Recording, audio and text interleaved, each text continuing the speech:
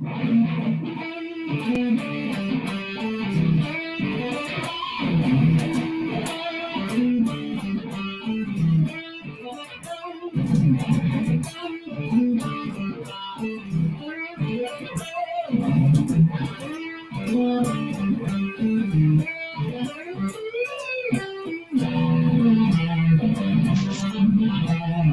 to the Ginge and Pedro show. Yo, what's up, everybody?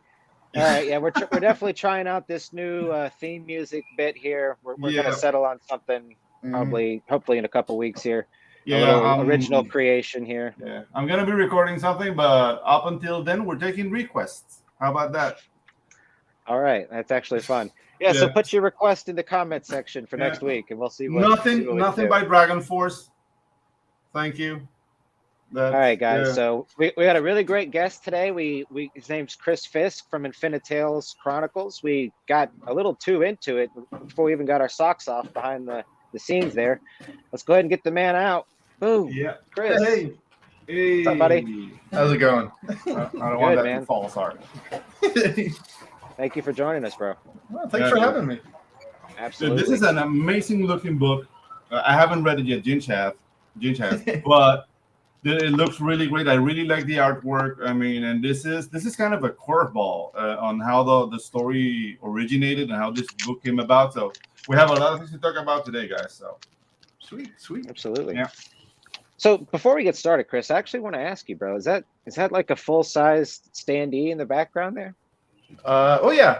That's my my little my experiment. I got a couple of pieces of foam board together and then killed all the toner in my printer. Oh God! Right on though. Very nice. Cool. So do you plan on taking this to conventions at some point? I was considering it, but with the whole surprise, Yes. Fair enough. Okay, so let's kind of get started with you as a young Chris, a young man. What were you into growing up? Like what was the kind of media that really stuck out to you? Oh God, I was a huge nerd. Still am.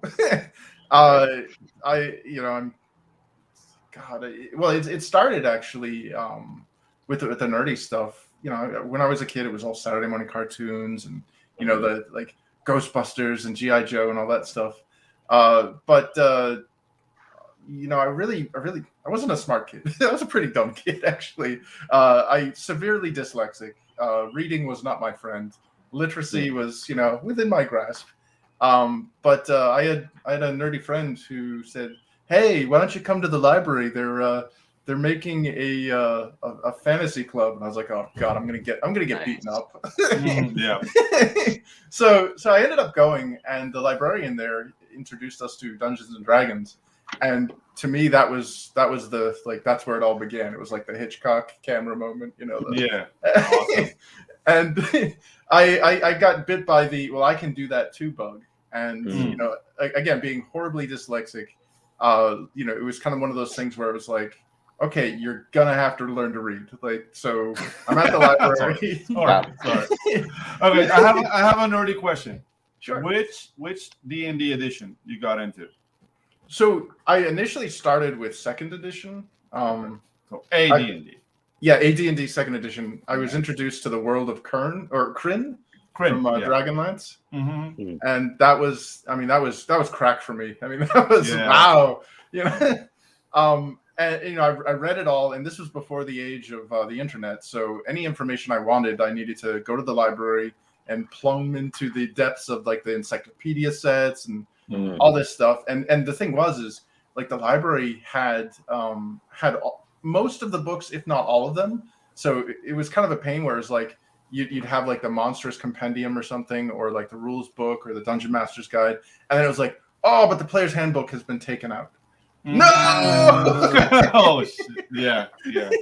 So it, again, going back to the I could do that too bug. I thought I could do it. I really did, and I couldn't. But I tormented some friends initially, that nerdy friend that introduced me, with my experiments into creating a role-playing game. And eventually the librarian caught wind of it. And by the time I got into high school, like our high school kind of treated us like criminals. Like we had to have compulsory community service hours in order to graduate. Wow. Okay. How Interesting. I don't want to intrude, but how old are you? I am very old. Yeah, that's all right. So am I. Because you're bringing like the 80s upbringing. Yeah. Like everybody's a rascal. It's like get out of here. What? Well, I'm a Causing child trouble of at the arcade. Yeah. Yeah, let's just say that I'm older than most of the games on my arcade. Awesome. But yeah, I'm getting close to the big 5-0. But Same here, buddy. Same here. Great, bro. I honestly would have thought maybe like 36, 37. Yeah. The thing is, Wow. use product and look younger. The age doesn't really matter. I moisturize, drink a lot of water, you know. But yeah, dude, like I was brought up in the 80s, and that makes a lot of sense. Like nobody trusts you. Oh yeah. They think you're gonna steal something. Yeah, well, the community service thing really kind of annoyed me because it was like I had a job, like and it was like you want me to do pro bono, like what? Yeah. Like so so the librarian was like, hey, I got a deal for you. You babysit these random community kids, strangers essentially, with your Dungeons and Dragons game experiment, and I'll give you community service hours for it. So Wow. win-win. Oh. Yeah. You get a little like beta testing. Oh my set god, there. these were my guinea pigs. These were, Nice. and Little did they know. Yeah, excellent. well, they it was an age range too. It's like we had a 10-year-old, 11-year-olds, all the way up to like a 16-year-old. Wow. So there's quite a range there, and they were strangers, most of them. So there really wasn't much of an incentive to be nice about feedback. Nice. It kind of prepared me for when I was in game development, and we're taking video game feedback, and you get feedback like whoever designed this feature needs to be publicly beaten. Nice. Yeah. So that's kind of where Infinitale was born, was at this library. Very nice. And I didn't want to make the standard like murder hobo scenarios that we kind of started with. I was like, everything in Dungeons and Dragons seemed to start off in the tavern, and then we went to go to this place at some city, and then kill a bunch of stuff and come back and get loot, and and it was it became so formulaic that it was like nobody's enjoying it except for us playing it, like nobody outside of the game. Yeah.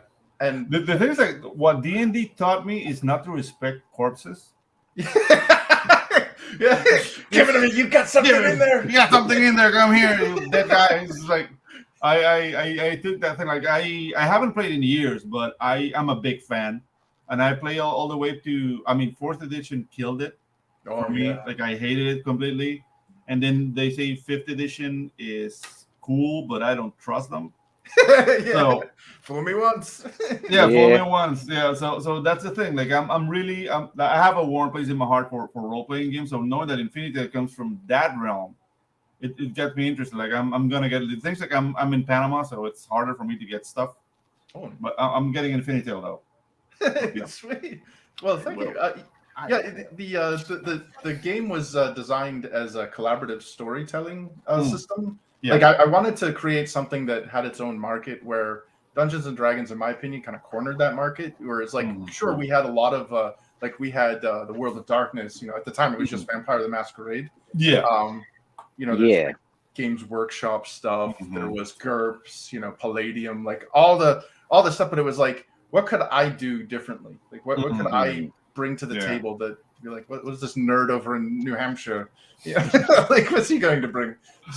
So I thought of, if it was more of a, if this was an adventure, would anybody that's not playing be interested in following it? You have a story to tell.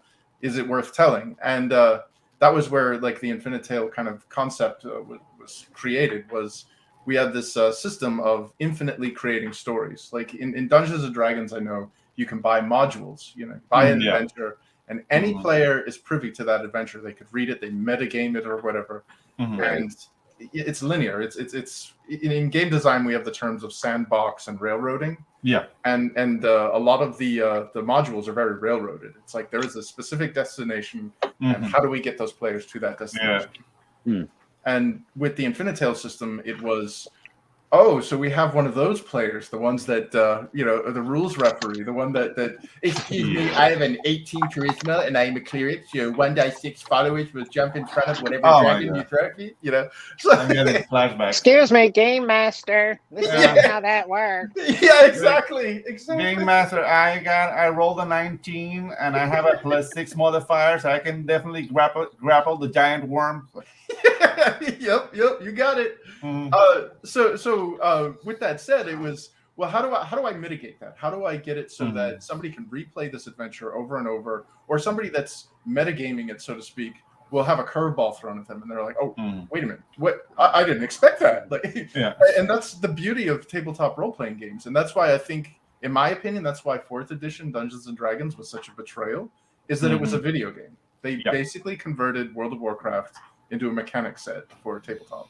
Yeah, and it felt like you were so limited to the fact that everything was so mechanically, encapsulated, that you were like, okay, I'm playing WoW and I'm gonna go grind on monsters or whatever, and it's like, that's not fun. Like, I'll just go play WoW. There was that. There was WoW without electricity. It's like the poor man's version. Yeah, exactly. It's almost worse at that point in a way, really. Actually, marketing it like that, you'll make back in Latin America. Go to a town with no electricity, like, you want to play WoW? This is the next best thing. It will be all over that. Wow. World of Panama craft. Yeah. Well, with that said, the Infinitales system was story focused from the onset. Like, originally it had, like, we originally called it Elf Tale, but it was, dude, I was a kid. Like, I think I'd done everything wrong with marketing you could possibly do with this thing, because, like, Infinitale, nobody knows how to pronounce that. They're like, dude, this is this weird word with like 20 syllables. Yeah. Hey. Morning, Dave. What's up, Dave? Coming by, sir. But again, this was something that was born from a teenager, and it was how could I make my little passion project into this actual thing that other players or other people can use. And I started looking at simplifying things, looking at the system itself, where, like I had mentioned with the modules, it's a very linear thing. You have these encounters, you have these scenarios, and then this is your goal. You need to go through to the Savage Coast and kill X. And it was very limiting, in my opinion. And sure, dungeon masters were encouraged to stray from the rules, but it was like, why are you giving them a box and then telling them not to use the box? Yeah, exactly. So with that said, the Infinitale system was like a series of cards that, like cue cards almost, and it looked at a structure of a story, like the 3 to 5 act structure, and you would actually have dynamically, you're laying the track essentially as the train is in motion. And when a player thinks that they know what's going to happen, you can completely flip them. Yeah, and the cage comes down. Yeah. Yeah. And it's like, surprise. Yeah. But okay. So how does, from the game? I'm very interested in the game system. But what was your journey from bringing it from a game to an indie comic? Like how that came about? Sure. So, like I said, I'm trying to make this tabletop game system, but how do you get people interested in it? And I talked to a couple of friends that were in the video game industry, and we were kind of noodling over like World of Warcraft's popularity. How the hell did that thing come out of the gates, at warp speed? And it was because it already had an established world. There was already heaps of media and all this other information. People were basically going, hey, I'm going to play a unit in Warcraft 3. I'm now one of those heroes. Yes. And by introducing the world prior to the MMO, it had such a huge advantage over its contemporaries. I remember it was competing against EverQuest 2. Oh, there was like heaps of these. RuneScape was my game back in the day too. I loved WoW, but RuneScape was the shit. Yeah, the thing is, like, Warcraft was one of the LAN giants. People will make like LAN parties even before you can play online, and it was a huge community. We're playing LAN today, like bunch of nerds will get together, very little women, lots of Mountain Dew, and just playing like Warcraft all night, like up until the next day when World of Warcraft came about. Like you'll have the same experience. So yeah, that groundwork, being a land giant, like the strategy game, makes perfect sense. Mm-hmm. So I looked at, what could I do to invite an audience to this world prior to the game, get them interested in it, and that's what the Infinitale Chronicles is. It's the chronicles of games or sessions from the Infinitale game. Oh, awesome. And there's actually 2 sagas that are acting as kind of historical primers for this world. And the first saga, or collection of stories, this is a 10-book series called The War of the Trees. And The War of the Trees explores the origins of the Fey world, the elves, the fantasy stuff.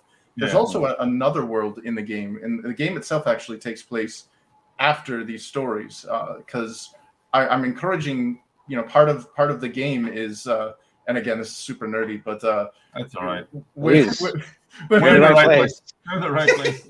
Yeah, woohoo! Welcome, brother. But when the game first kind of was being developed, I had like I learned Latin to work on the magic system. Nice. It's very scholastic, and like it had like a tagline, so it was like Infinitale, and then underneath it said like De te fabula narratur, which is this is your story. And very nice. Basically, the idea was that and again, using Dungeons and Dragons as a kind of a whipping boy here. In Dungeons and Dragons or Dragonlance, one of my favorite fantasy worlds, there's all these established characters. There's all these. You're playing these adventures that you've already read, essentially. Dragons of Desolation was the first. Dragons of Autumn, Dragons of Autumn Twilight, I think. But it was. They're already there. They're Margaret Weiss and Tracy Hickman's creatures. Yeah, exactly. And what like the events that transpired going to Pax Tharkis, getting the Blue Crystal Staff and Misha Cole and all that stuff. Like these are elements that you're playing, but you already know what they are. You already it's somebody else's baby. Whereas as long as there are no Kenders, I'm cool. I hate Kenders. Yeah, Uncle Trapspringer. So with the Infinitale game, you already have these historical primers, but the game world itself, taking place in the future after these books, it's kind of like here's some suggestions or whatever, but make it like here's your world, like graffiti it, damage it, destroy it all you want, it's yours. Yeah, that's the thing. Like you're establishing flavor and tone, so that makes perfect sense. That it's like a past tense, basically storytelling to prepare people for the game. Yeah. And I see what you're doing. This.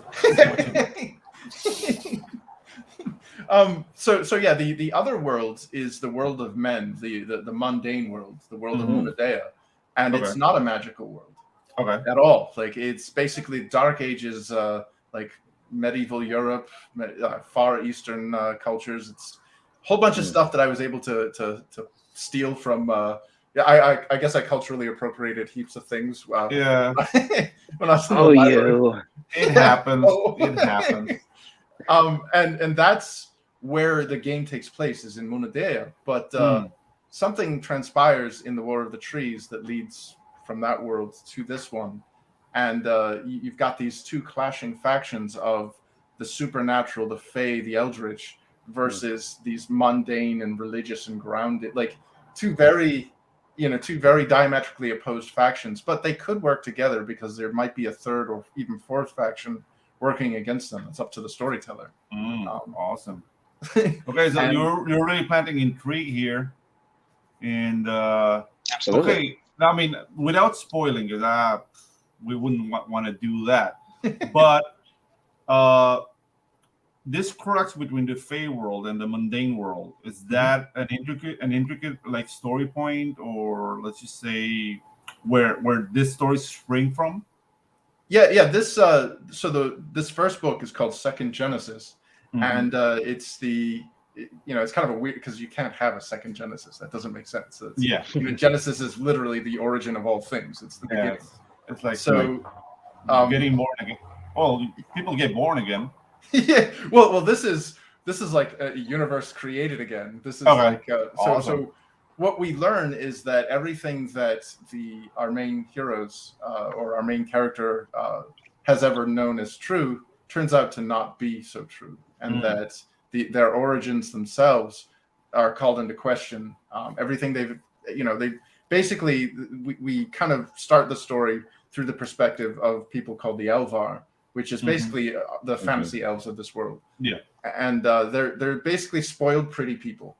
They've never, it's like 90210 with pointed ears. Like everybody's, they don't have real problems. The only thing, like they're basically children. They're perpetually like teenagers, never had diseases, never got old, and the only kind of downer is that they have these parents, and these parents are their gods, and their gods walk among them. They're these gargantuan monstrosities that we can see right there on the screen. And the only thing that the gods demand of them is obedience. And part of that obedience is, they're like, you can do whatever you want, but when I tell you to do something, you do it. It's like parents. And they have this one weird thing, because they don't die of old age or anything. Part of their tradition, and we're not really sure what the kind of interval of time is, because time's irrelevant when you're ageless. Yeah, of course. But there's this thing called the harvest, and every full cycle of their moon, so they have a waxing and waning of this giant, pervasive ringed moon. Every full cycle, they draw names from this lottery, and the names are all male names. The for some reason the women are kind of it's a matriarchal society. We don't have kings. We have king consorts, but like there's no kingdoms. They're called sovereignties, and they're run by queens. And yes, I wanted to ask you about that, but I guess you just sort of answered it. I noticed that Kaolin, is that the pronunciation of his name? Yeah. Well, I apologize in advance, because the Irish language just brutalizes the Roman alphabet. Kaolin is the king consort. Yeah. Kaolin.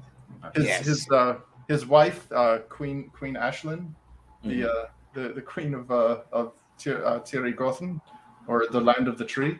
So I apologize for that. I tried to when we had the trading cards, I put like the phonetic spelling, but like it's not common. Like you have to like actually get a cipher on like Wikipedia to figure out what the hell that translation, what those symbols mean. Like I use like the dictionary translation, but nobody uses that. So I was like, oh crap. But we've got some funny, some odd names, like but the mispronunciation of names is part of the game. Like if you get people down here in Latin America to talk about Harry Potter, you'll be appalled and how they pronounce every name in that book. So yeah, dude, and like Tolkien. Oh god, Gimli, Gimli. Gimli is very simple. Erebor. Like we're all R, so it's like Isildur. It's like honestly, I think that's actually how I think that's the correct way of saying it. Yeah, I think so. That's how they did it in the movies, and everybody was laughing their balls off, like we were right. Everybody in Panama just did a big high five. Yeah, high five, like all the nerds. Tolkien spent his summers in Panama. Getting a little something on the side. So yeah, dude, that's really cool. Like you've given a lot of thought to the world building, and that's something I really, really appreciate. And dude, the artwork is on point. Who's your artist? So we have two artists. Actually three. My first artist that we're not really seeing the work of. Like we'll see it in like the standees or is an Australian artist, Zed Edge. Oh, I thought he was Spanish. Like, well, first of all, we're not gonna see him anymore. Okay, so go ahead. Well, Zed Edge was, I originally approached him years and years and years ago to work on the game, because we wanted to establish a coherent, consistent art style across our branding, and he helped develop what the races look like. If you want later, I can show you some of the playable races and all that stuff. Awesome. I got a bunch of art I can show off. Yeah. I have to go get my die. D20. D20, yeah.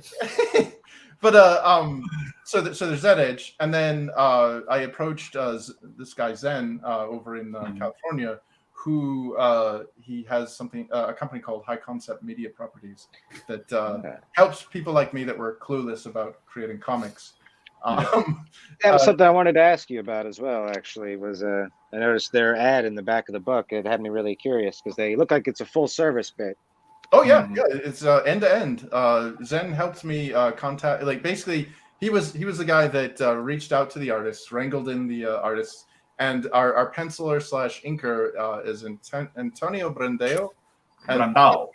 Is it Brandao? Brandao, yeah. It's a Portuguese name, right? Yep, yeah. Brandao. He is, I believe he's from Portugal. Awesome. Yeah, and he was he's the one we went back and forth with character designs and all this stuff, and laid out all that. And then our colorist Alzir Alves was I believe he's from I know he's from South America. I just country. Yeah, Alves sounds Portuguese too, but I've seen Alves in Colombia and in Chile, like everywhere. It could be from everywhere. But yeah, it's really amazing. Like now we can make like this international, just very diverse teams, and still be called bigots. Like I love it. Yeah. I don't know where I love when I get called like a white supremacist or whatever. Yeah, exactly. It's like wow. Only part of me is white, and I guess it's kind of and that's the bad part. Yeah, it's like the small couple of DNA cells that are crying. Yeah.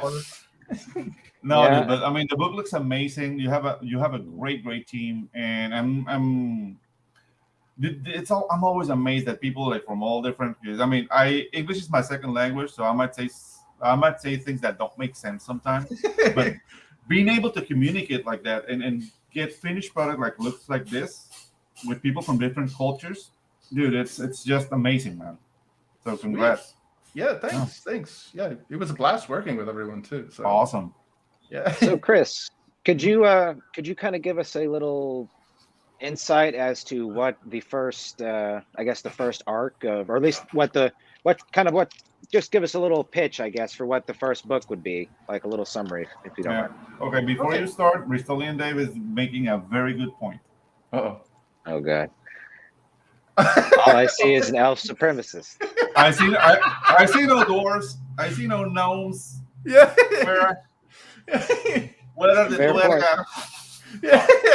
The vertically challenged. Yeah, exactly. Let's say good morning to a couple people real quick. Shout out to Wooly. What's up, Wooly? Thanks for coming by, buddy. Shout out to my buddy Bobby. Hey, Bobby. Thanks for coming by. Yeah. All right. So, please, Chris, go ahead, buddy. Sure. So the first book in this 10-book series opens with kind of a strange occurrence where, as I had mentioned, these pretty people with problems, these children that have been perpetually protected from reality, they've never really reproduced. They've never, like, children are they basically they're almost eternal, other than being fed to the gods through the harvest, or being killed for disobedience. They've never really known the betrayals of age or disease, and things like reproduction are just, it just kind of happens once in a while, and it was something that only the gods were really responsible for. So our hero, one of the queens of the 7 sovereignties of this world, she gets pregnant and has a kid, and everything she's ever known just gets called into question when, again, the male names are dropped into this lottery for the harvest to be consumed by the gods, ritually sacrificed. Well, it turns out her son is called into this lottery, and his name gets pulled out, and she starts to question, wait a minute, this kid, like, I can understand, being returned to the gods after a long fulfilling life or whatever, but this kid hasn't even had a chance. Like, he's just born. Like, that's not fair. Whoa. So it turns into a mother's right versus the god's might.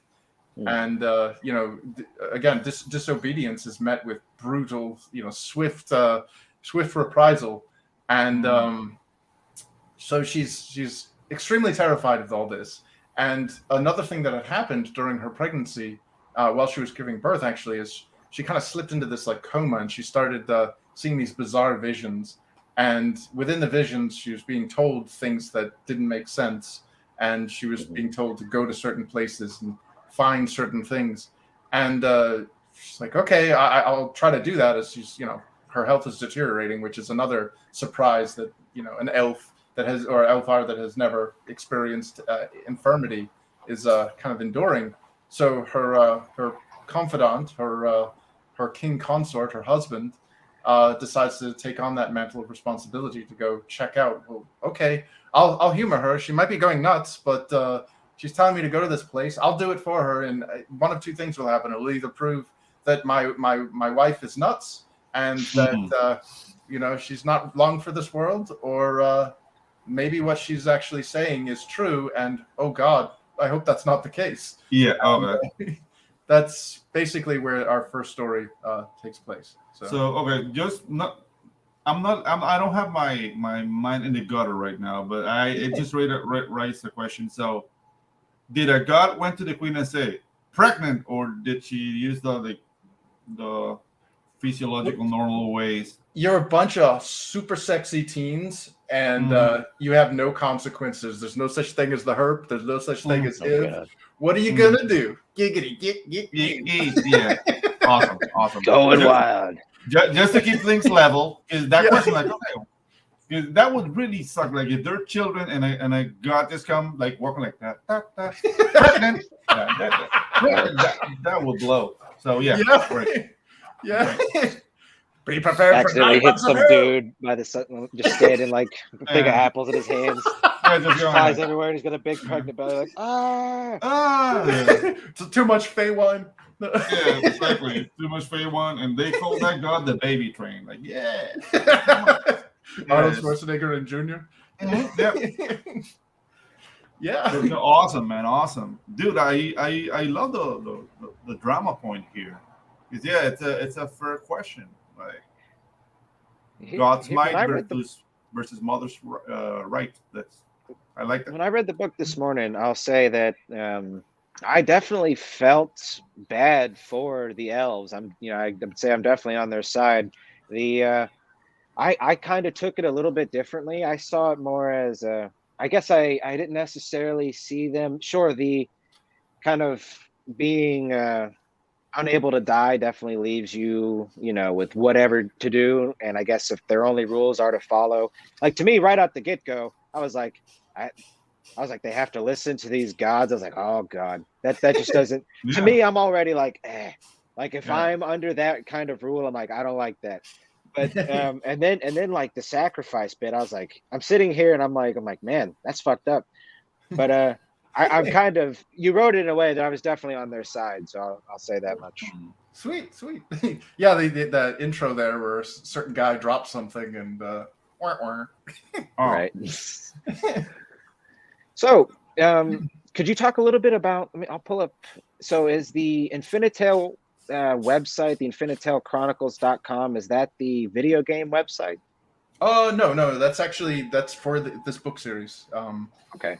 It's I'm going to obviously like I'm posting stuff to Twitter, but the website itself is like a centralized hub of all that information for the books. So could you talk a little bit about your the video game then, or is it a video game or is it a tabletop? I mean, I'm probably saying video game, but yeah, well, it's a so Infinitale was originally a tabletop role-playing game, and I'm hoping that after I get these sagas or these book series published or out there and people have it in their hands, that I can then see if there's enough interest to generate the tabletop game itself. As far as video games go, I know that like I have quite a few friends in that industry because I've been a game designer for about a decade. Awesome. Yeah, thanks. It wasn't awesome working. Yeah. Yeah. The thing is, like, everybody loves video games. That not that many people like know how gruesome and like heart wrenching of a job it is. Like I'm an animator by trade, so I haven't worked directly with video games, but I've worked in video games, and it's not really enjoyable. I have to say. I just find it incredibly frustrating that so many talented people are treated so poorly. You know, like I look at some of these amazing masterpieces that like artists or programmers, like people who are they're pouring their souls into these things, and then it's like, oh yeah, here's 9 months of crunch, and we're gonna give you pizza, and that'll make up for it. Oh, and then once you limp across the finish line and get your game shipped, yeah, we're gonna lay everybody off, and you might be homeless. Yeah, exactly. That's I'm getting flashbacks now. Ugh. Yeah. Yeah, that after 10 years of that, I felt like a salmon swimming upstream. I went F this, and I leveraged my skills elsewhere and went into cybersecurity. Awesome. Nice. Right on, bro. So, thanks. Could you talk a little bit about what things you learned in your video game experience that you would like to apply to Infinitales, or did any of that sort of aid in your storytelling when writing the books or planning out, what you're doing in the future? Actually, I think a little bit of a reverse. It started that way, where I had a lot of experience having negative feedback thrown at me, which is super, super useful when you're creating creative works like this. You're not making a product for you, you're making a product for other people. So you have to be receptive to, feedback of all kinds. And, you can qualify it and quantify it and all that stuff.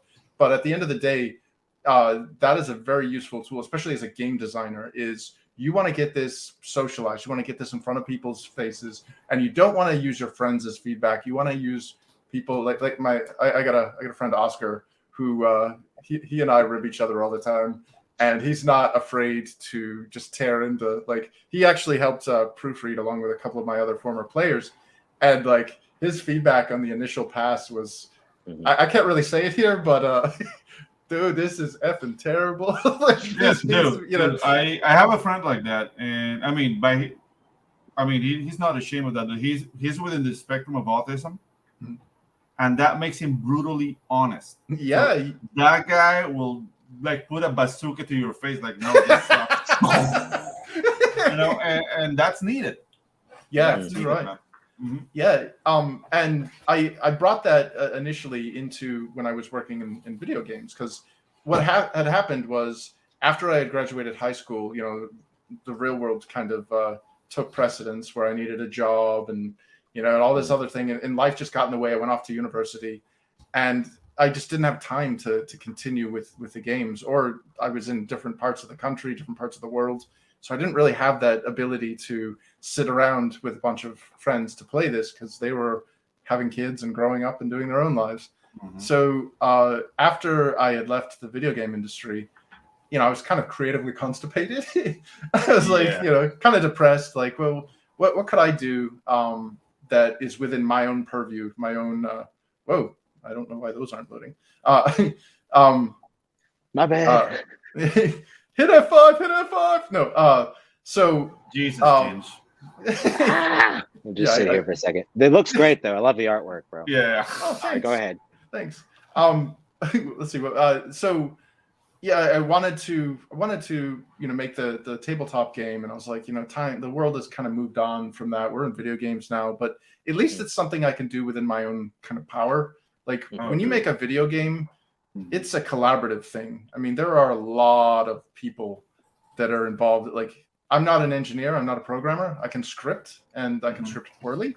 When you're a game designer, you have to have other skills, and that's part of it. Is I can script, I can write, I can make placeholder art, I can do bad voicing. But like, I wanted something that I could kind of call my own, essentially. And that was where I pulled out all of the stuff from storage from the 90s. And, I started looking at it, and I was like, okay, let's do this. And then going back to what I was saying about talking with my friends about, creating that story or creating that supplemental material prior to the world. You're introducing this universe to your audience prior to making like the MMO or whatever, or the tabletop game. How could you get people jazzed in it? And it was like, well, I could do a book. And then it was like, well, why not a comic book? Why not something that's a little more visually pleasing? And that's where I started with, I reached out to Zen. I was like, I'm going to do this as a comic. And then it was just like this whole world opened up as far as comic artists. And yeah, dude. I don't know. Like, there's a thing to say about indie tabletop. Is that's his own niche.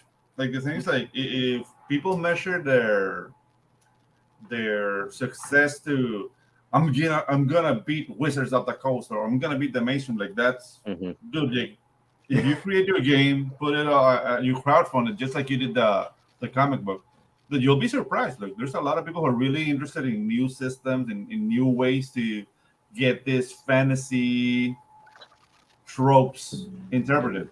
Because as we've been talking to, right now playing D&D is just disrespecting corpses. It has turned into that. Well, that and like honestly, it's become very depressing what has happened to our mainstream media, like media in general. Like everything that I loved, Dungeons and Dragons, fantasy stuff, comic book stuff, sci-fi, and nerd, like it's all like.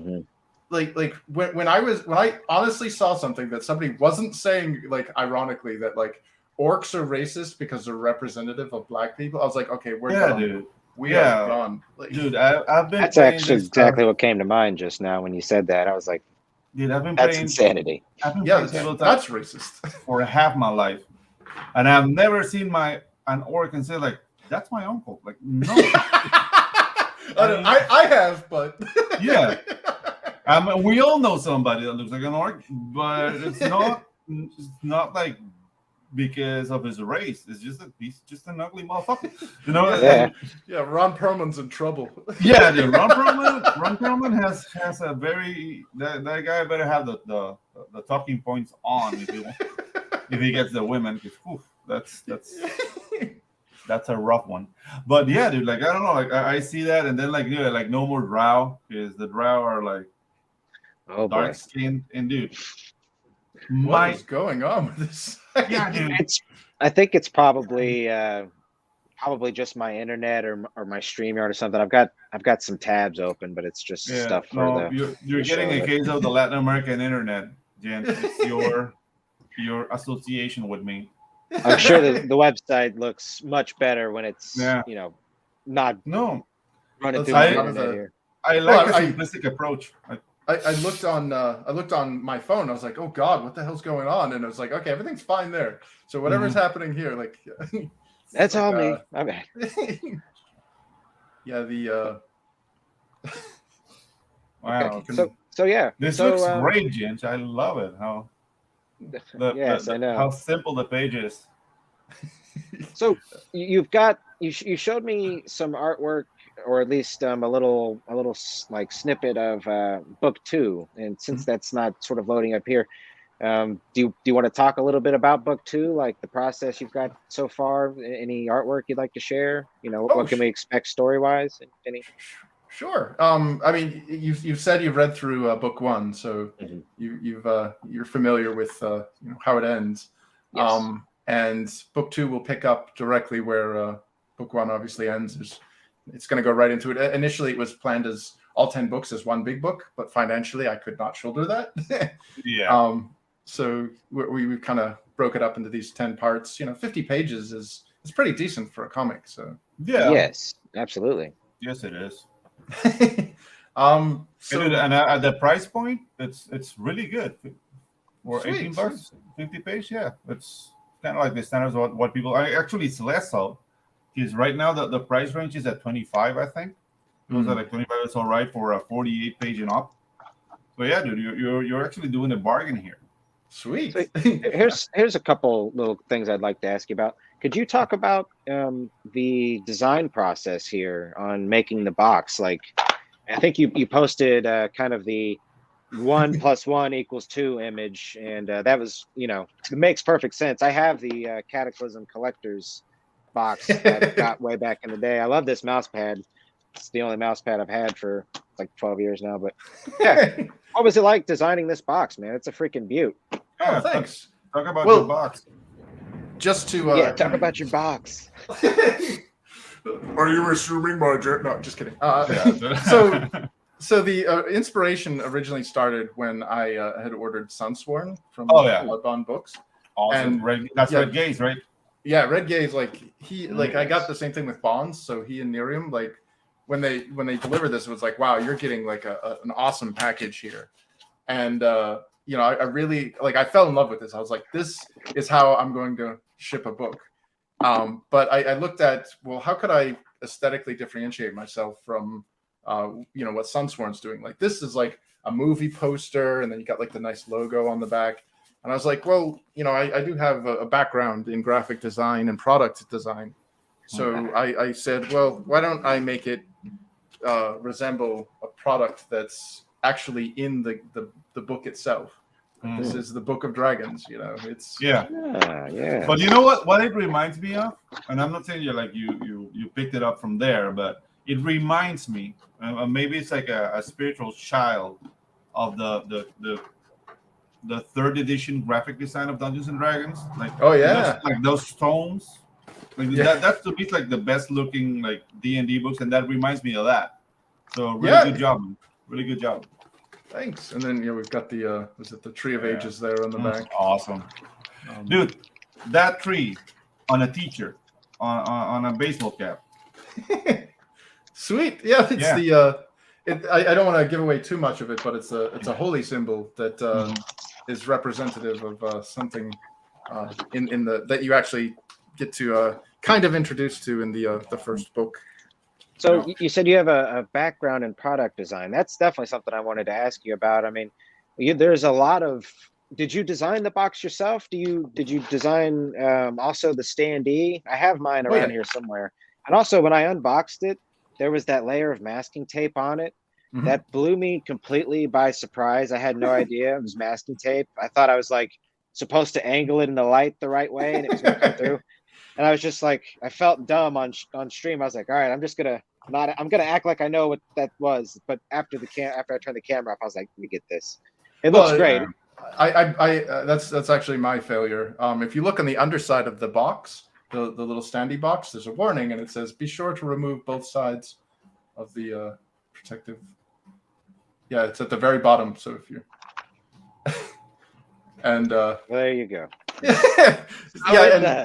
That's the UX designer in me failing right there, because nobody sees that. You're not the only one. A lot of people did the same thing. They're like, oh, this thing is two-sided? It's like, yes, it's two-sided. Yeah. Don't try to make Ginge feel better. Well, I also remember the red, Ginge. This is what you can do with that. Okay. I see. Because if you peel off the protective base, then it turns into like a stained glass effect. And I thought, well, what could I do to make it opaque on the underside? And I thought, well, I'll just make a little sticker there, and they can do with it what they want. Very nice, bro. Yes. Very nice, man. Yes. Okay, cool. So, did you do the cards yourself as well, or was this all part of the Zen Media team? No, I did all the product packaging and additional art. So anything that you see that's not the comic itself, that's me. Although the logo was originally, I approached this guy Sergey Punchev, who has Punchev Studios. He's a UX designer, amazing guy. He and I worked to develop the Infinitale game logo, and when I was developing the comic, I was like, okay, I don't want to keep tapping him for more stuff. He actually helped me design an entire font. So I have the Infinitale font, so it's proprietary. It's not like I'm grabbing Times New Roman or something and saying, yes, bye. I'm going to that font, like, I bought it. Yeah. So yeah, I kind of doctored his original designs for the game logo, and added like the Chronicles. And if you notice, when I added Chronicles, I wanted to harken back to the 90s, and one of my favorite cartoons from the 90s was Gargoyles. So it has that Gargoyles like look to it. It's not entirely true. It's not legally binding. It's very different. But yeah, I have to make that distinction. Okay, so if I'm to read your book, what soundtrack would you recommend? Well, I have the soundtrack that I used for my trailer, which let's play that. Actually, we actually haven't played the trailer with this one right here. Yep. All right. Can y'all hear that? Yep. Yes. We were all innocent once. That time is no more. The illusions of safety and assurance are inexorably dispelled by experience. On the world of Asperia, the children of the gods were torn from their sanctuary of a blissful ignorance and unchallenged dogma. Eventually, everyone must grow up, even the eternally young. A single act of defiance set events in motion that would shatter the very foundation of existence. As the conflagration of a great war burned through the lands, unlikely allies rose from the ashes to defy extinction. The angered gods sought to rid the world of a blight that had befell their flocks. This infection was an unforgivable sin, the true knowledge of creation. Their wrath was cruel and merciless.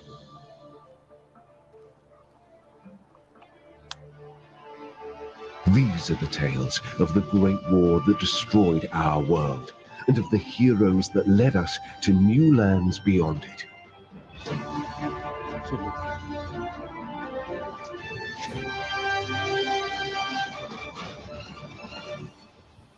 Very nice, dude. Very nice. Holy smokes, bro. The Thanks. war of the trades. Yeah.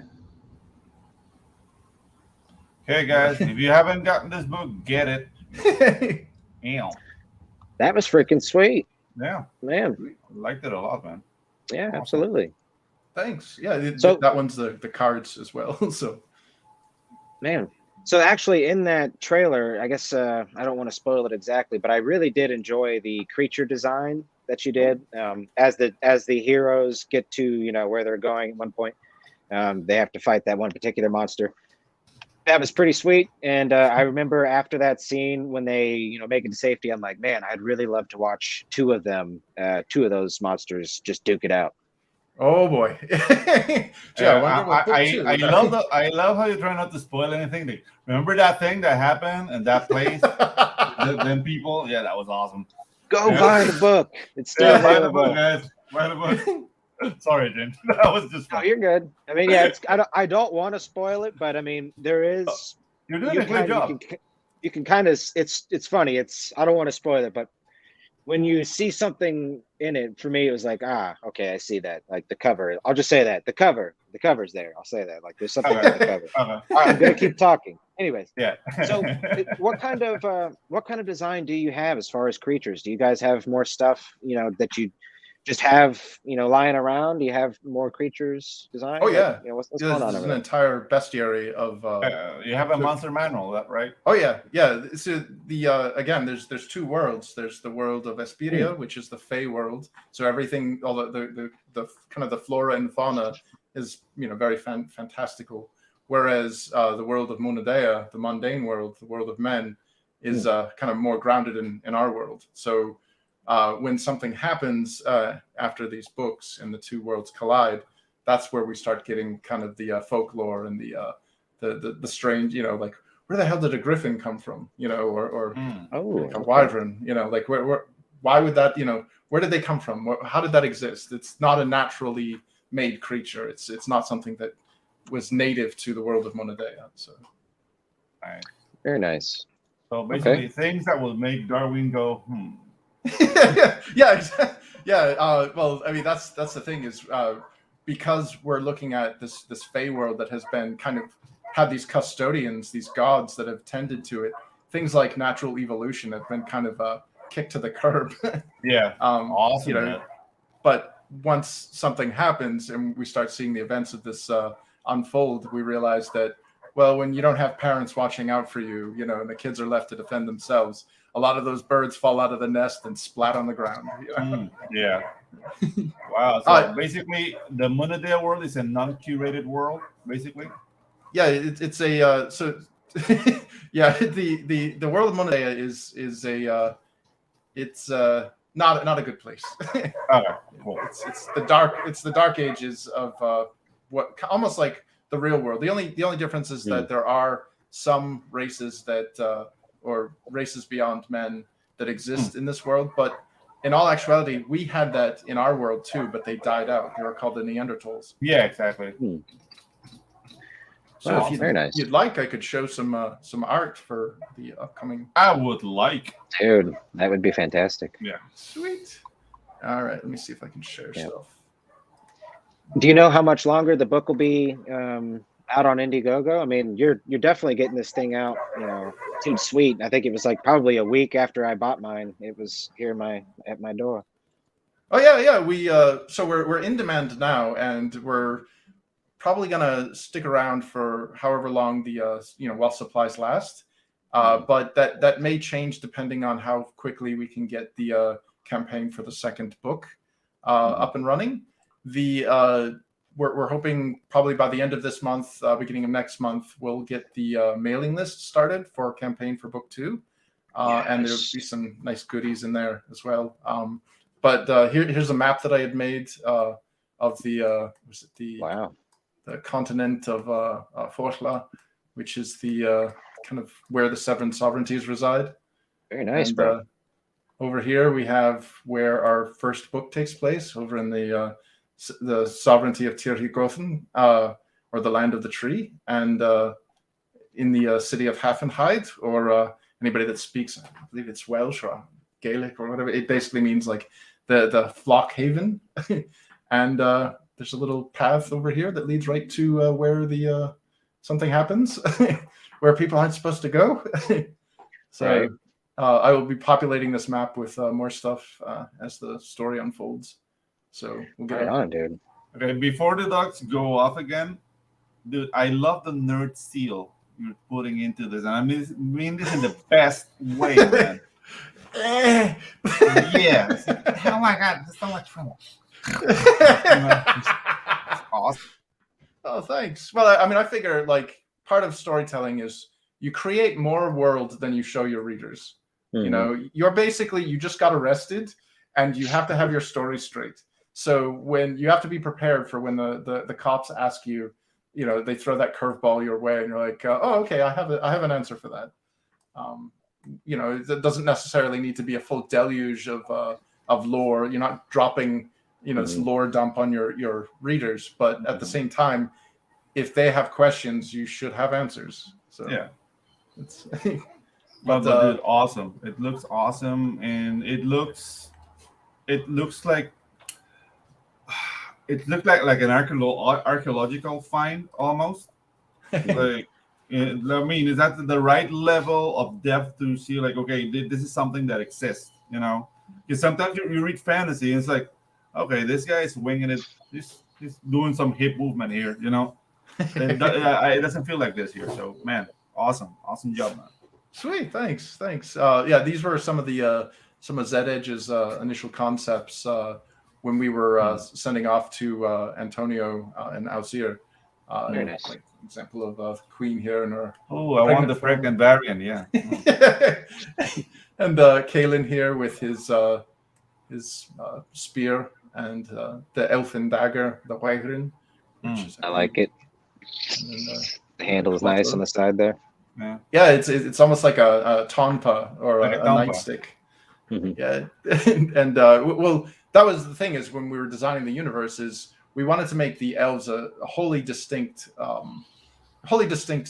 culture and race from men. They're like in Dungeons and Dragons, it always bothered me where it's like an elf is basically just a shorter person with kind of like Asian eyes and big ears. Yeah, and it was like, yeah, but they looked just like a silhouette. You could see it looked almost like a human if you put them in armor or something. It's like that's a human. Whereas the elves here, I plumbed the depths of the Pelham Public Library to get all sorts of folklore from like the Welsh mythology, the Irish mythology, the Scandinavians, like the Jehoshaphat or the Dokufar, the light and dark elves, and all that stuff. And if you notice, there isn't a single piece of iron or steel or silver, and there's a reason for that. The Fey world does not have that in native to its world, and it's kind of the silver is actually poisonous to the elves. And iron, ferrous metals like steel and stuff, it's like biting into a fork or like nails on a chalkboard. There's something off with that. And then in addition to that, you'll notice everybody has bare feet. It's like, well, why is that? That's not a very efficient. I mean, they're not hobbits, obviously, but at the same time, it's like, why? That's a dumb way to wear armor where your toes are exposed. Yeah, but the good thing is that these elves don't look like hippies, and that's something I really appreciate too. Yeah. All right, man. Yeah. Well, the elves actually prefer to have their feet in soil at all times. Mhm. So, because they're kind of plant-like in some regards. In fact, their blood is like a dark purple. So it's they're not humans. They're not Yeah. just people with pointy ears, and they detest the deserts. They not a big fan of any place where plants can't grow. So they're very very vernal based. They're very they love like the forests. They love anything to do with flora. Yeah, the right humidity and the right Yeah, awesome. and again they've been spoiled their whole lives, so they've never really had to adjust or acclimatize to things beyond what they've been comfortable with. So Dude, that's already giving me so many ideas, like for game settings. sweet. Yeah, dude, no, awesome, man. You've done a really good job here. Awesome. Well, thanks. Yeah, I was gonna say I definitely agree with the idea that I could see this transferring over to a tabletop game pretty easily. I like the design of the cards. When I was looking at them earlier today, I was sort of like measuring it, like, would this work as a card game? I think the quality and the size of it are nice and unique enough, and you can get enough of whatever information you might need. So I mean, it would work for something, I think, for sure. The universe Sweet. you're building here. Sweet, thanks. Yeah, these are just kind of some of the game mechanic stuff for the weapons that we just looked at, the Wyvern, the Cletho, and the Glaive. Dude, it has stats. The weapons have stats. I'm getting my die right now. Awesome, man. Awesome. Some close-ups of some of the characters. That we. Can you tell us more about this guy? Galinar. Well, not without giving too much away, but let's just say that he may not be a friend. Okay. Another thing that the Elvar people, because they're servants of the gods, they do the gods' bidding. They are not nice people. So Galinar, the unfriendly goat. He's a curmudgeon-y. Yeah, I can imagine. Nice. Then we get what's his face there from Saturday Night Live, the goat boy. Goat boy. Yeah. Oh, dude. But here we have another fawn like character. She's hot. Oh. It's a hot goat chick. That's cool. I'm not sure about the legs, but I want some lamb. No, I'll have some lamb. I have no problem with that. I do appreciate the amount of redheads you have in here. I noticed our King Kong sword. He's a redhead. I was like, all right, there's my boy. And he happened to be the main character. So nice. Well, I mean, we have this this kind of, I guess, initiative in our in our mainstream media to erase redheads. So I thought, what would be the opposite of ginger side? Let's overload the gingers. Over ginger over the like right now, the way things are, and Pippi Longstockings. Yeah. Yeah. All right. Well, Pale Rider says he'd knock hooves with her. Yeah. All right. Yeah. Yeah, this is a I don't know if you've so I made these supplementary cards. Look at that. Yeah, this is the 10th card or the 9th card actually of Series 1 that was part of the Founders bundle, and they're still available. They're 7x5-inch hollow cards, and this was kind of initially given as if you had backed any of the finite tiers during the campaign, you would get this for free. But I ended up a lot of people had missed that when the campaign had ended, and they're like, "Oh man, I really want that!" And MR Gun Art, who made this image. I thought, what better way than to, make a few more, print out a few more, and if there's demand, people can grab them while it's in demand, and then after that, it's gone. Hasta luego. It's out of here. So what I am doing for book 2 now is I have Angelique Stalins here, the Belgian artist, and she is kind of depicting a scene from the second book, and it's got the I guess the knock hooves chick in it, but this is will be part of the if you sign up for the mailing campaign, you will have access to this perk as well. So look at that, and keeping it international. That's yeah. So this is also a card like the other one, just to clarify. Okay. Yeah, this will be. In fact, I have I have it right here. It's a hollow. Oh, look at that! Oh, Dude. very nice. Wow. Sweet. Oops. Well, what are you doing, Jen? There you go. Yeah. Okay. Oh So- man, Nice, dude. Yeah, Those they, are they great. have their. so good. Oh, it has like a little legend behind. Oh yeah. So it's exactly like if I can get the cards here, I'm like being overloaded with cards. But is it lore or stats? It's lore. Like these Okay. are. There is a mechanical card actually. So there is a card provided in the. Let me get it up. There it is. First thing you'll notice. Let me I just. feel left out now. That's right, Pedro. So we have the logo for the Infinitale Chronicles War of the Trees card, and this is just a bookend card that explains the story and all that stuff. But backers of that also receive this bonus card, and if you notice, the logo is very different, and that's because it belongs to the game, and it's a player skill card. And on the back of it, it's got the language of Slerich, which is an ancient language, sort of like our Latin language, where it's a dead language, but yet it has roots in modern language. You know, like a lot of our languages are based off of it. So nobody really speaks it in this world, or they might. So anybody that has this card that's a reader can actually find throughout the books when this language is being referenced, like in this card that you see here on that piece of paper that's dangling from a branch above our lovely Ginger chick here. You could actually translate it. And obviously, if you don't have the card and you're not translating it, you're not missing anything. You're getting the Star Wars experience. You're getting the R2D2, you found a cigarette. Boop, boop, boop, boop, boop, you know, and you're like, oh, okay, I know what I'm guessing pretty much what he's saying. I'm not getting a subtitle, but I'm understanding. So you don't want to punish, or you don't want to take away from the experience. You only want to add, and that's where kind of the player mechanic card comes in. Yes, absolutely, bro. Let's say hello to the chat real quick while Pedro's seemingly vanished out of thin air. No idea. Hopefully he'll come back. But we do have some friends in the chat. Let's say hello to start at the top here. We got Zaid Studios. What's up, Jeremy? Thanks for coming by, bro. This is good stuff. Thanks for coming by. It was a good time. Pale Rider, another pale friend of mine. Gotta keep him close. Yeah. Let's see what else we have. And Ash and Jackal. What's up, buddy? Hey, Leo. Thanks for coming by. Yeah. So, very nice. Very nice what you got going on here, buddy. Sweet.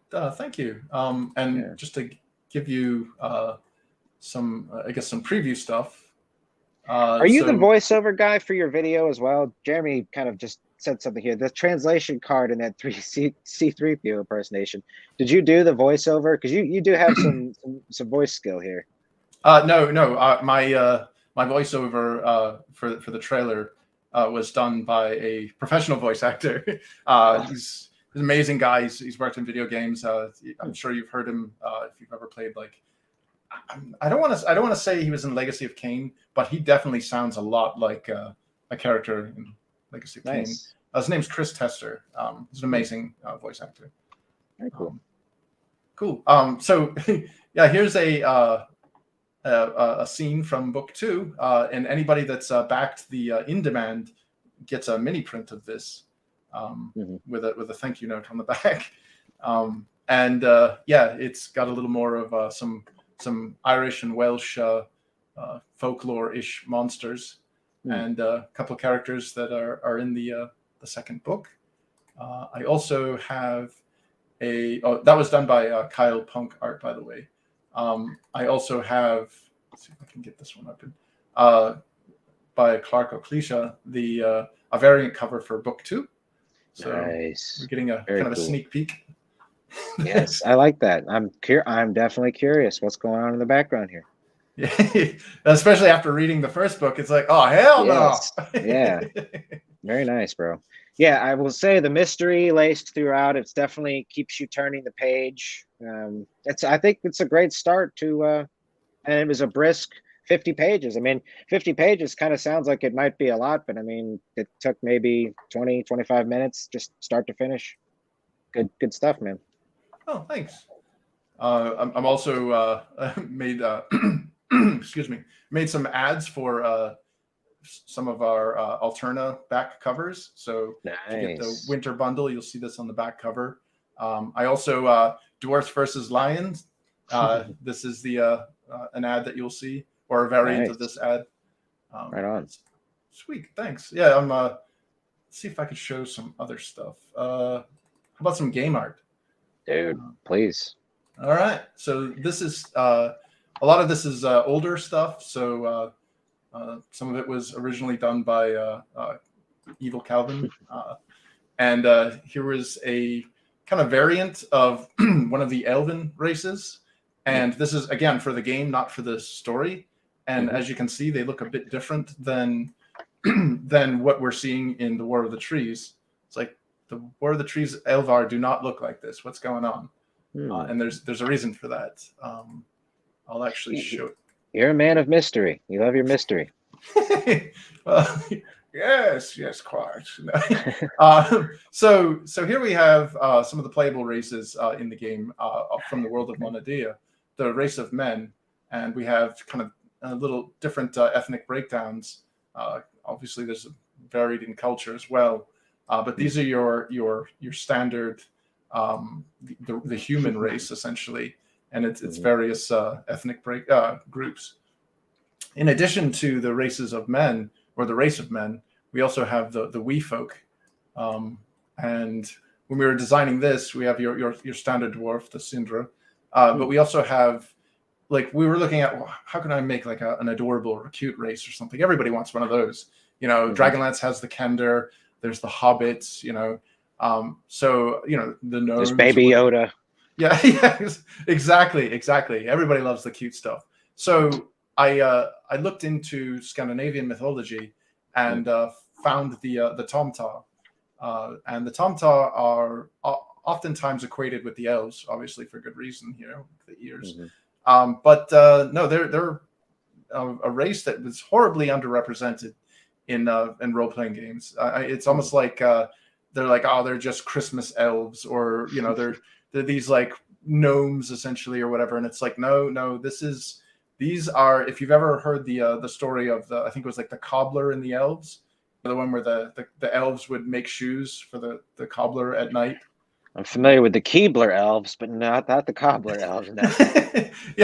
Yeah, so that was originally a story about the Tomtar, or the Tomte, which are very industrious, deceptively strong. They don't look very strong, but they are.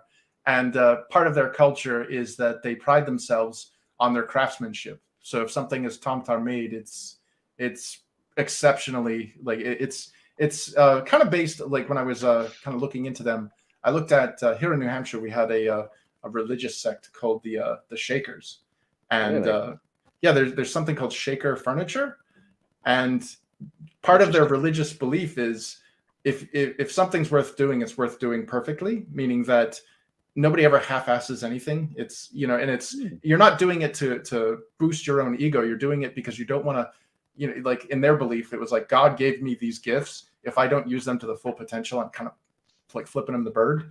Okay. So that's kind of what I infused into their culture. So we have these industrious little wee folk here that are probably master craftsmen, and they're pretty tough bastards. And over here we notice the Elvar, or the elves, look a little different. Like, what the hell happened here? Right. We've got the light elves, or the Yehoshaphat, the Dolkafah, the dark elves, the Aishi, the wild elves, the Azarai, the kind of aquatic elves, and then whoa, what the hell happened here? And why is the shadow disparate? I see. And something happens in the War of the Trees, where the Elvar are not, they don't come through the war and survive the way that or fully intact. Essentially, something happens, and they have become a fragmented people, and they're on Monadea, and that's how they look. There's different kind of factions within the Elvar after the culmination of the War of the Trees. And I'll get back to the Goblin in a moment, but interesting over here. Go on. Sorry. Oh, sorry. You were saying?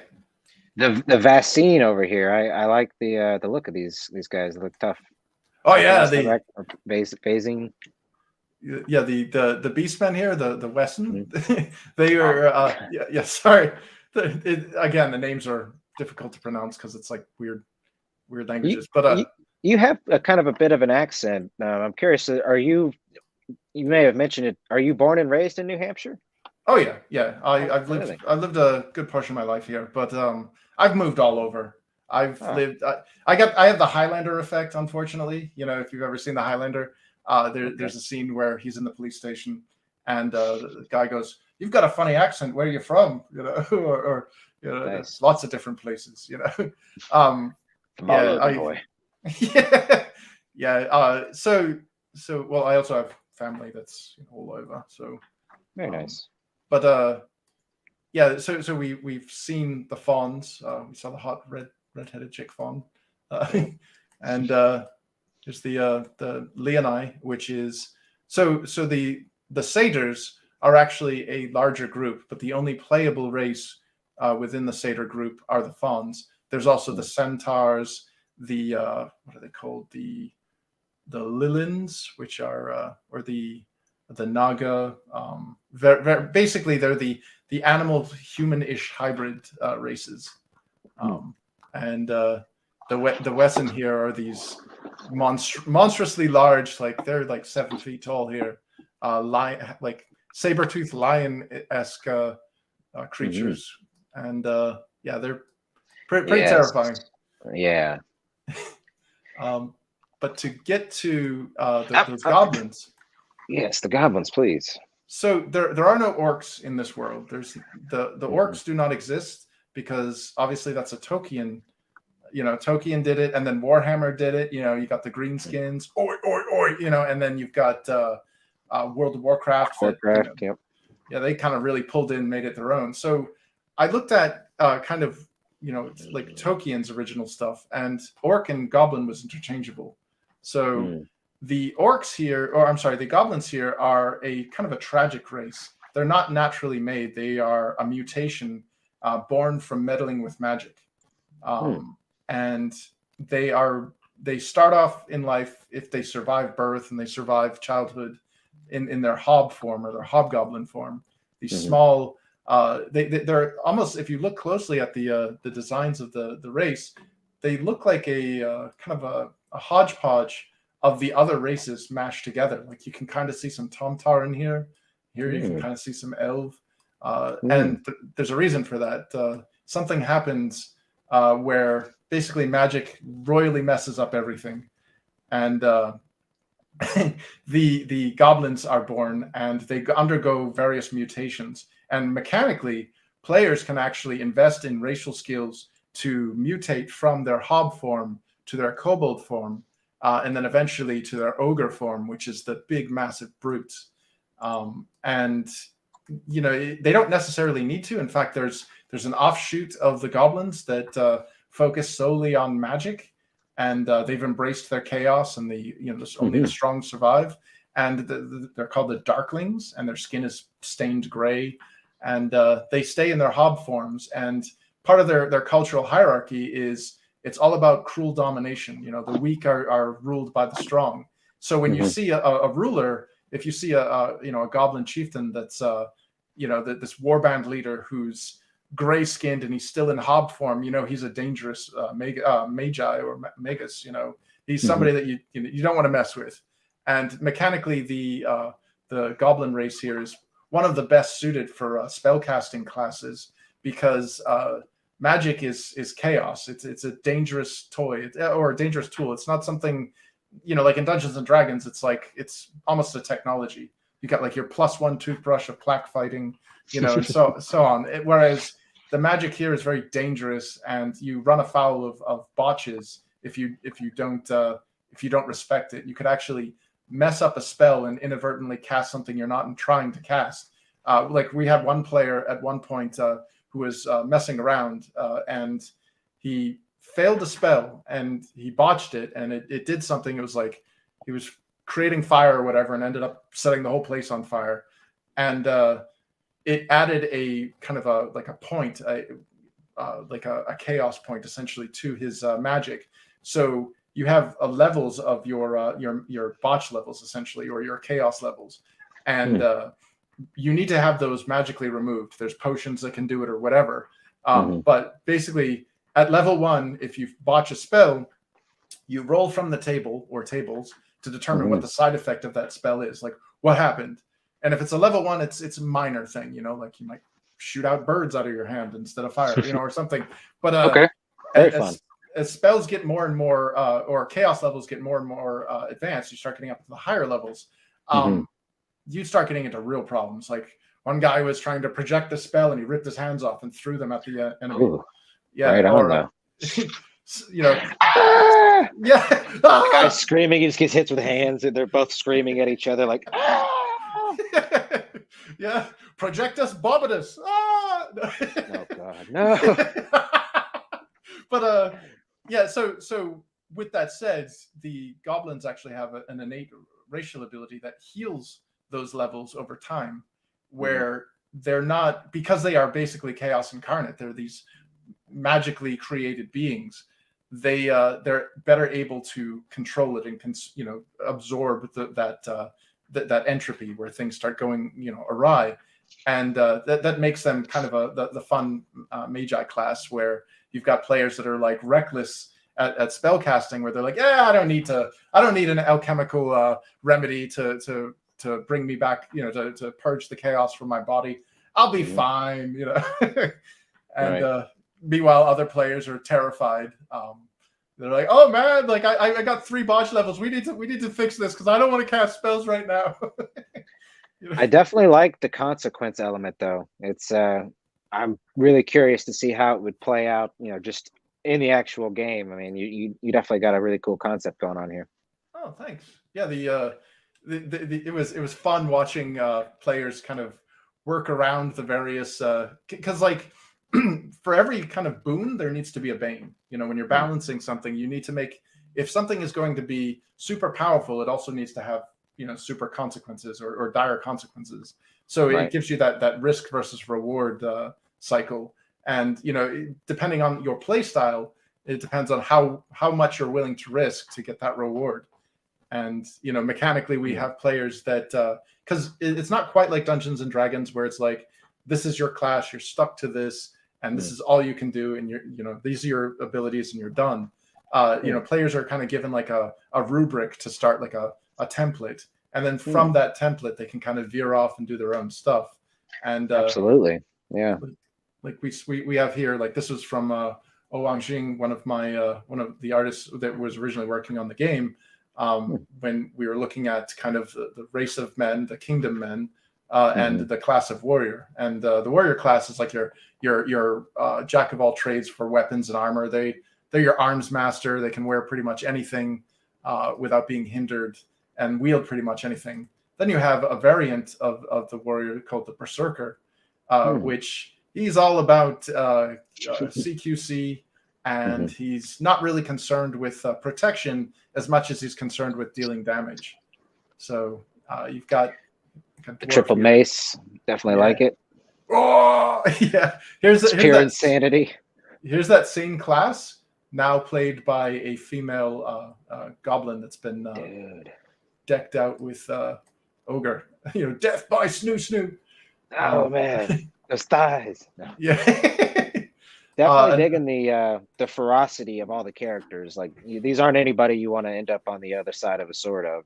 Yeah, and that's the fun part is like you're the hero or you're the villain. You get to be that cool guy. You get to be the all decked out in the scary stuff. And so, is this more like an out of the box game? Do you, or I know you don't I'm not sure how much of it you maybe have designed yet, but do you envision like, is this on like a play map, or is this more like a pen and paper kind of deal, or is it both? Or well, we definitely want to include everything that you need to play the game in the box. There might be supplementary stuff, but it's not going to be where we're giving you a story and you are following that module or something. It's more of a, here are all the mechanics. Here are the Legos. Go build something. And yeah, like another one of the kind of warrior fighter classes is the Cavalier. they're kind of your commanders, but they've also specialized in mounted combat. And another example is here's a Elvar or a Dokafar, the Unseelie Dark Elf, and it's the same class. And again, no iron in sight. Everything is of a different material here. So, and unfortunately, in Dungeons and Dragons, she would be considered racist. So it's a sad state of affairs we're in. But yeah, but, or she'd have to be played by a black lady. That's the only way you could get away with it. Yeah, even though there are no like African elves, like there is a race of African and I loved like looking into the history and folklore of various African tribes, the Maasai, the Zulu, all that stuff, and getting really cool stories out of that. Here's another one of the classes, the Entertainer. Nice. What makes this class interesting is that even though they're kind of like your bard, they're all about like group buffs and group debuffs and all that stuff. Like it. They're also a finesse class where they've got elements of a rogue, so they have the pickpocketing and all that. But they're also like dancers, and it's like, how can you incorporate dance into a combat mechanic where they can actually they don't really rely on armor as much. You can put armor on them; it might slow you down a bit, but they've got rapiers, stilettos, you name it. But they're the ones that are dancing around the battlefield, poking holes in people. And it's fun watching players do that, where they're like, wow, look at the balls on that one. Like, just walk right out into the field. And it's like, you look like, like a wandering gypsy or whatever. You kind of have to play a little crazier to maximize that character's techniques, I guess you could say, in a way. Yeah. And then the Explorer, let's see if I can get this one up. A Tomtar that's in the Explorer class. She's got her astrolabe and spyglass and dagger and some coin, and they're like the masters of conveyance. They're all about travel and mercantile pursuits. So if you're interested in the business side of things, it's a fun class to play, especially if you're traveling. I mean, if you want somebody that's going to be manning a ship or teaming a caravan or something, you probably want somebody that's an explorer class. And then one of the monk classes here, we have a Far Eastern Imperial human, and she's practicing the crane style, one of the multiple styles of combat arts. There's unarmed. There's combat's a little different than Dungeons and Dragons as well. We have a pet class here. We've got the Ranger. This is let's see. I believe this is the Alkani. Yeah, this is the barbarian race with his cougar or puma. And here's the barbarian race again, a different tribe. And she is all rogued out. This is like a thief class. Let's see what else. Here's a Tomtar thief. Very, very typical, what we would consider, the highwayman, the robber. Whatever. Right. And then finally, I think, here is the Habanish, or the Shabanish, the freemen. They come from the southern continent. I like it. He's decked out in something called Amluk armor. He comes from he's basically, in this world, the Southern Empire was destroyed by a revolt. There was a rebellion that took place called the Amluk Uprising. And it's like, what the hell is an Amluk? Well, Amluks they were basically slave armies that were conscripted into this kind of the fist of this empire that just smashed every other empire until eventually they were like, wait a minute, we're not getting a good deal here. And one of the heroes of that story ends up starting this uprising to destroy this empire, and they end up forming democracy in its place, or a very loose form of it, where the empire gets splintered into like hundreds of city-states. But the legends of, and like hundreds of years later, legends of these Amluk heroes, these warriors that were from this original cast of slave warriors. Essentially, it was like, oh, you've got Amluk blood in you. You must be an exceptional warrior. You come from a long line of trained soldiers.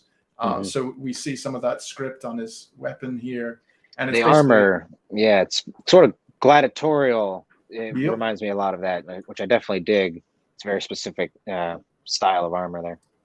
Yeah. He's got, and it's very like the helmet is almost Turkish in design. It's got the Nice. we're failing to remember some of this stuff, but yeah, he like he's got something called a khanda for a sword here.